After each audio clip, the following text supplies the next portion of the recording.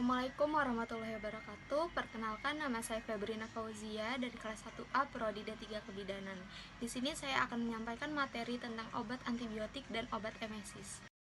Baik, di sini yang pertama ada pengertian dari antibiotik.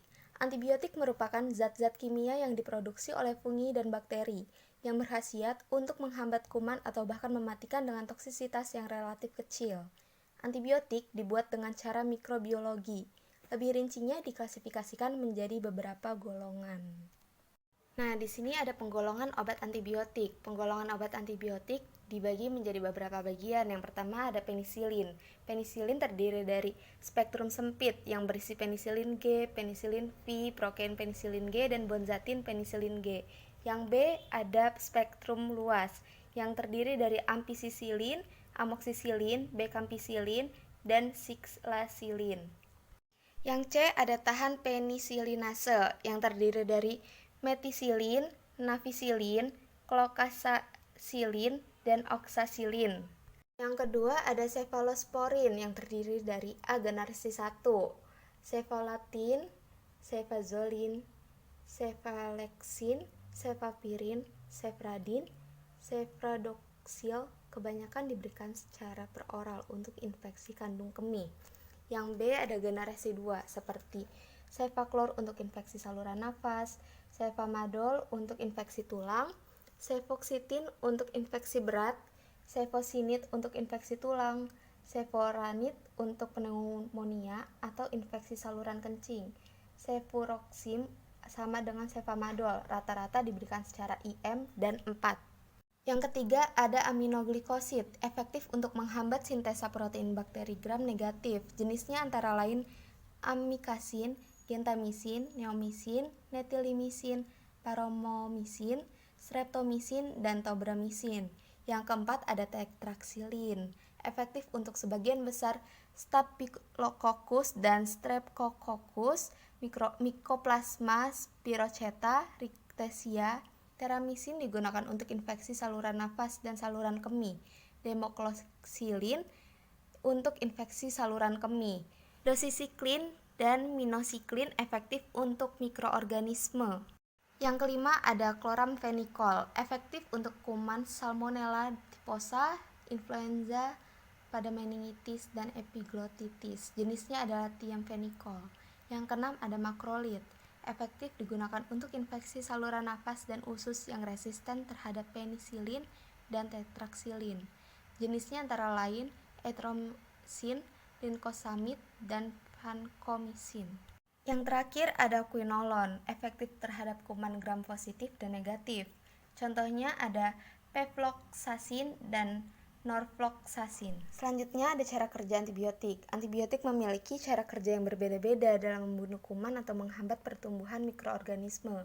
Klasifikasi berbagai antibiotik dibuat berdasarkan mekanisme kerja tersebut, yaitu yang pertama, antibiotik yang menghambat sintesis dinding sel bakteri. Contohnya adalah penisilin, cephalosporin, carbapenem, monobactam, dan vancomycin. Yang kedua, antibiotik yang bekerja dengan merusak membran sel mikroorganisme. Antibiotik golongan ini merusak permeabilitas membran sel sehingga terjadi kebocoran bahan-bahan dari intrasel. Contohnya adalah polymyxin.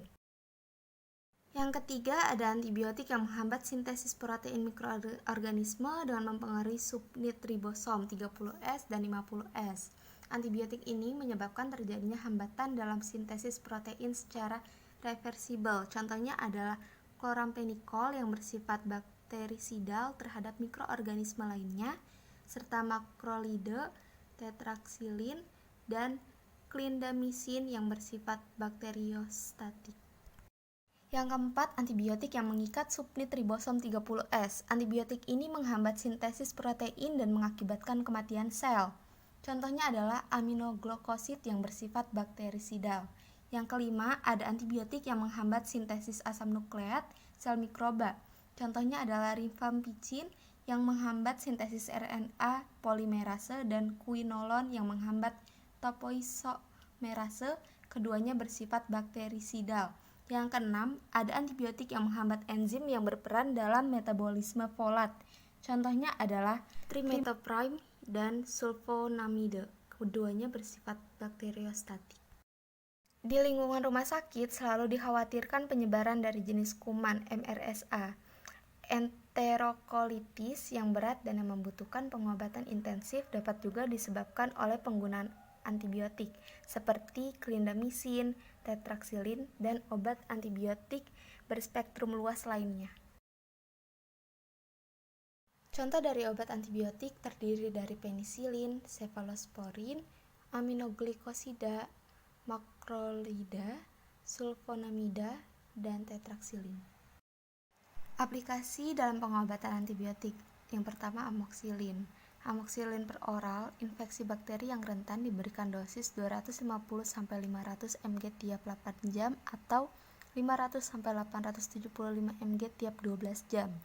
Gonore tanpa komplikasi diberikan dosis 3 gram sebagai dosis tunggal dengan probenecid. Yang abses gigi diberikan dosis sebanyak 3 gram, ulangi pemberian 1 kali setelah 8 jam. Infeksi saluran kemih akut tanpa komplikasi diberikan dosis 3 gram, ulangi pemberian 1 kali setelah 10-12 jam. Pencegahan endokarditis diberikan dosis 2 gram sebagai dosis tunggal, diberikan 1 jam sebelum prosedur pembedahan. Infeksi saluran nafas yang parah atau berulang diberikan dosis 3 gram, diminum 2 kali sehari. Infeksi H. pylori diberikan dosis 750 mg atau 1000 mg diminum 2 kali sehari atau 500 mg diminum 3 kali sehari dengan metronidazole atau clarithromycin dan PPI. Yang kedua ada amoxicillin injeksi. Infeksi bakteri yang rentan diberikan dosis 500 mg tiap 8 jam, disuntikan melalui otot atau melalui pembuluh darah atau infus lambat. Infeksi berat, dosis dapat ditingkatkan menjadi 1 G tiap 6 jam, disuntikan melalui pembuluh darah lambat selama 3-4 menit atau dengan infus selama 30-60 menit. Yang ketiga ada cefadroxil. Cefadroxil termasuk dalam golongan obat keras, maka penggunaan obat ini harus dengan anjuran dan resep dokter. Dewasa dosis 200-400 mg per hari diberikan sebagai dosis tunggal atau dengan 2 dosis terbagi selama 7 hari. Dapat dilanjutkan hingga 14 hari jika perlu, tergantung pada tingkat keparahan infeksi. Anak usia kurang lebih 6 bulan dan anak usia 10 tahun dengan berat badan 50 kg sama dengan dosis dewasa. Yang keempat ada eritromycin. Eritromycin merupakan obat yang termasuk ke dalam golongan obat keras, sehingga pada setiap pembeliannya harus menggunakan resep dokter. Selain itu, dosis penggunaan eritromycin juga harus dikonsultasikan dengan dokter dan apoteker terlebih dahulu sebelum digunakan, karena dosis penggunaannya berbeda-beda setiap individu, tergantung berat tidaknya penyakit yang diderita. Dewasa dosis 1-2 G per hari diberikan dalam 2-4 dosis terbagi. Dosis dapat ditingkatkan hingga 4 gram setiap harinya untuk infeksi berat. Dosis lebih 1 gram harus diberikan dalam lebih dari 2 dosis terbagi. Anak dosis 30-50 mg atau kilogram berat badan per hari dalam 2-4 dosis terbagi. Yang kelima ada ciprofloxacin. Terdiri tablet dan kaplet. Infeksi saluran pernafasan bawah ringan atau sedang 500 mg per 12 jam dengan durasi 1-2 minggu. Parah atau terkomplikasi 750 mg per 12 jam dengan durasi 1-2 minggu. Sinusitis akut, ringan atau sedang 500 mg per 12 jam dengan durasi 10 hari. Tifus, ringan atau sedang 500 mg per 12 jam dengan durasi 10 hari. Ciprofloxacin injeksi, mengatasi sinusitis akut yang tidak terkomplikasi, yaitu dosis pemberian sebesar 200 mg yang diberikan sebanyak 2 kali sehari sebagai dosis tunggal. Setelah itu dosis selanjutnya disesuaikan dengan kondisi pengguna. Mengatasi infeksi saluran kencing atas maupun bawah. Dosis pemberian sebesar 200 mg yang diberikan sebanyak 2 kali sehari. Dan yang terakhir ada tetraksiklin. Infeksi yang rentan dewasa diberikan dosis 250-500 mg setiap 6 jam. Dosis dan lama perawatan bervariasi tergantung pada jenis infeksinya. Anak usia kurang lebih 8 tahun diberikan dosis 25-50 mg per kilogram berat badan setiap hari dalam dosis terbagi 6 jam. Sifilis, pada dewasa diberikan dosis 500 mg, diminum 4 kali sehari.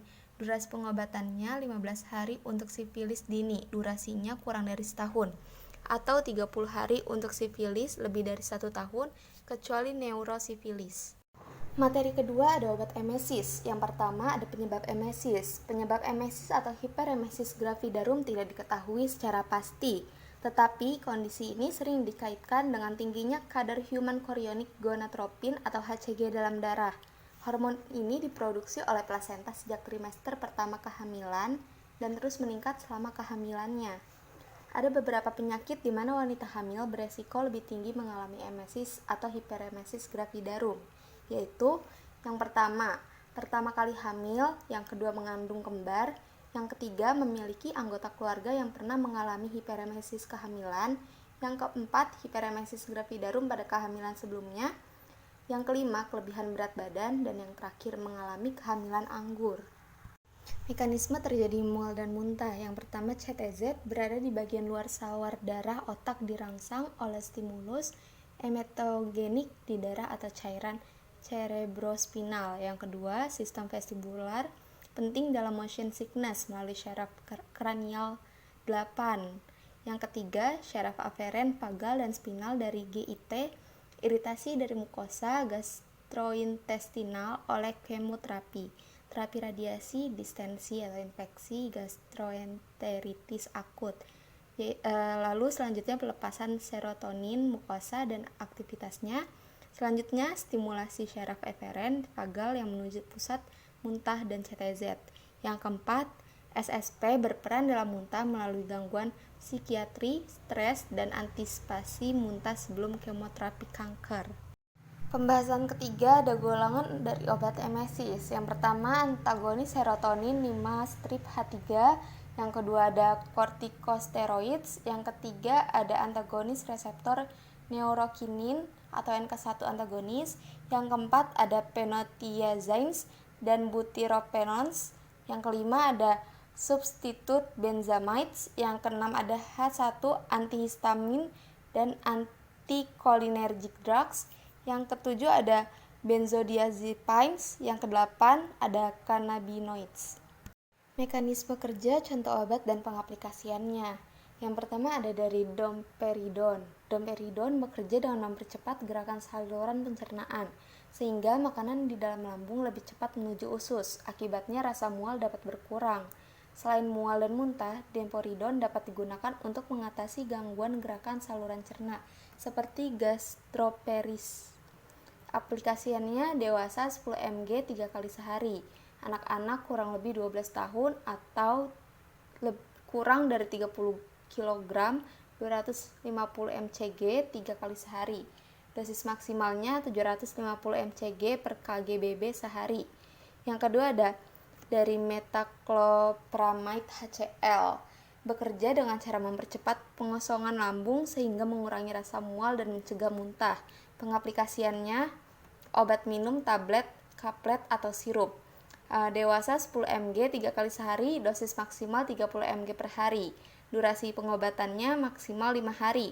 Untuk anak-anak 0,1 sampai 0,15 mg per kilogram berat badan 3 kali sehari. Durasi pengobatannya maksimal 5 hari. Yang ketiga ada dari promethazine. Obat ini bekerja dengan cara menghambat kerja histamin, sehingga bisa meredakan gejala akibat reaksi alergi. Selain itu, promethazine juga bisa menghambat kerja acetylcholine, sirup, dan tablet. Pengaplikasiannya untuk dewasa 12,5 sampai 25 mg 4 kali sehari atau sesuai dengan kebutuhan pasien. Untuk anak-anak usia 5 sampai 10 tahun 12,5 sampai 37,5 mg per harinya. Yang keempat ada dari pratiazine theoclide dan pyridoxine HCl. Merupakan senyawa obat yang bekerja secara sentral menghambat refleks muntah pada kemoreseptor trigger zone pada sistem saraf pusat. Karena itulah obat ini dapat membantu mengurangi rasa mual dan keinginan untuk muntah. Yang kelima ada dari ondansetron, bekerja dengan menghambat ikatan serotonin pada reseptor 5-HT3 sehingga membuat penggunaannya tidak mual dan berhenti muntah. Ondansetron tersedia dalam bentuk tablet 4 mg dan 8 mg, tablet, salut selaput sirup, supositoria, serta suntik. Pengaplikasiannya, mual dan muntah pasca operasi. Dewasa 4 mg melalui injeksi intravena atau melalui pembuluh darah, lambat atau injeksi intramuskular atau melalui otot, diberikan sebagai dosis tunggal pada induksi anestesi. Anak usia kurang lebih 1 bulan dengan berat badan kurang lebih 40 kg sama dengan 0,1 mg per kilogram berat badan melalui injeksi intravena atau melalui pembuluh darah lambat saat induksi anestesi. Anak usia kurang lebih 1 bulan dengan berat badan lebih dari 40 kg sama dengan 4 mg melalui injeksi intravena atau melalui pembuluh darah lambat sebagai dosis tunggal pada induksi anestesi, maksimal 4 mg per dosisnya. Baik, sepertinya segitu saja penyampaian materi yang saya sampaikan. Kurang lebihnya mohon maaf. Wassalamualaikum warahmatullahi wabarakatuh.